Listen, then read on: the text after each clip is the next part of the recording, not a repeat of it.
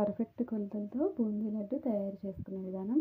నేను ఈ చిన్న టీ గ్లాస్తో 2 గ్లాసులు శనగపిండి తీసుకున్నాను. అందులో చిటికెడు జల్లించి తీసుకోవాలి శనగపిండి, చిటికెడు సోడా ఉప్పు వేసుకోవాలి. వేసి కలుపుకోవాలి. ఈ విధంగా కలిపిన తర్వాత వాటర్ పోసుకొని జారుగా కలుపుకోవాలి. అంటే బూందీ పిండిలాగా జారుగా కలుపుకొని స్టవ్ ఆన్ చేసుకొని ఆయిల్ వేసుకొని వేడైన తర్వాత బూందీలాగా వేసుకోవాలి. ఈ బూందీని క్రిస్పీగా అవ్వకుండా ముందే తీసుకోవాలి. ఈ విధంగా లోపల ఉడికితే సరిపోతుంది, బయట మెత్తగా ఉండాలి. 2 గ్లాసులు శనగపిండికి 2 గ్లాసులు పంచదార వేసుకొని గ్లాస్ సగానికి వాటర్ పోసుకోవాలి. పంచదార అంతా కరిగించుకోవాలి. దంచిన యాలకులు కూడా వేసుకోవాలి.